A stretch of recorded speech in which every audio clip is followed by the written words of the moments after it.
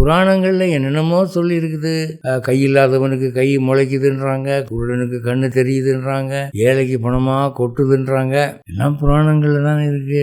நிஜ வாழ்க்கையில எங்க இருக்கு என்று நாம நினைக்கிறோம். இந்த அற்புதங்களை பற்றி நம்ம முதல்ல ஒன்று புரிஞ்சுக்கணும். அற்புதங்கள் 4 வகைப்படும். அற்புதம்னா இங்கிலீஷில் மிராக்கிள்னு சொல்கிறாங்கல்ல, ஆச்சரியமான நிகழ்வு. நம்பர் 1 சாதாரண அற்புதம், காமன் மிராக்கிள். ஒரு பஸ்ஸுக்காக காத்திருப்போம், என்னடா பஸ் வர வேண்டிய டயத்தில் வரலையேமா. அப்போ ஒருத்தன் சொல்லுவான், ஐயோ ரோடு சரியில்லைன்னு சொல்லி இந்த பக்கம் வர வேண்டிய பஸ் எல்லாம் அடுத்த வீதிக்கு திருப்பி விட்டுருக்காங்க, அங்கே போங்க ஏன்றான் ஒருத்தன். அங்கே போனால் பஸ் கிடைச்சிடும்.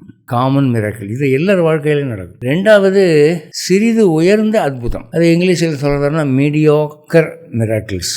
அது என்ன அப்படின்னு சொன்னால், எங்கே போயிட்டீங்க அப்படின்னு ஒருத்தர் கேட்குறாரு நண்பர்.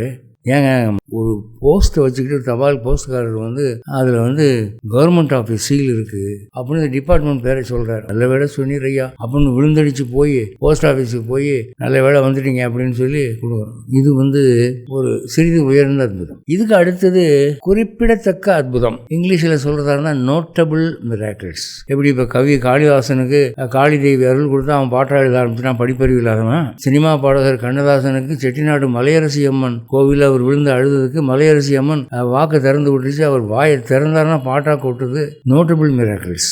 இந்த 3ம் ஏறக்குறைய மனிதர்களில் பெரும்பாலானோருக்கு பார்க்கக்கூடிய, நம்பக்கூடிய, பேசக்கூடிய விஷயமா இருக்கு.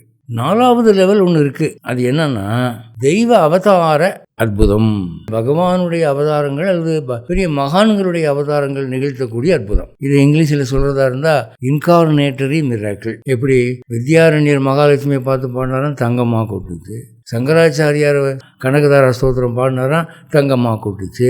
இதெல்லாம் தெய்வ அவதார அற்புதங்கள். இது பெரிய அவதார புருஷர்களுக்கு தான் நடக்கும், நமக்கு நடக்காது. நம்ம நடந்தால் நாம ஏன் எப்படி இருக்கிறோம்? இப்போ இந்த 4வது நிலை அற்புதங்களை புராணங்கள் சொல்லுகின்றன, இதிகாசங்கள் சொல்லுகின்றன, வேதங்கள் சொல்லுகின்றன. இப்போ இந்த முதல்ல சொன்ன இந்த 3 வகையான அற்புதங்களை அடைந்து அந்த திருப்தியிலே நம்ம பேசாமல் விட்டுடுறோம். அங்கதான் நம்ம பண்ற தப்பு. இந்த 4வது நிலை தெய்வ அவதார அற்புதம் இருக்கே, அந்த அற்புதம் என்ற நிலையை நாம அடையிறதுக்கு முயற்சி பண்ணோம். நம்ம யாரும் முயற்சி பண்றது இல்லை. ஏன்னா அதெல்லாம் நமக்கு வராதியா, அதெல்லாம் அவதாரங்களுக்கு வரும், நமக்கு அது வருமா அப்படின்னு நம்ம முயற்சியே பண்றது இல்லை.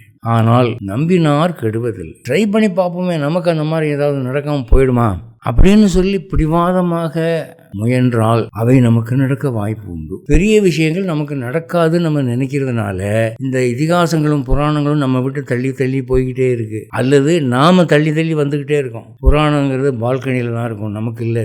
அது பெரிய மகான்களுக்கு தான், அது நமக்கு இல்லை என்று நினைப்பே நம்மளுக்கு எடுக்குது.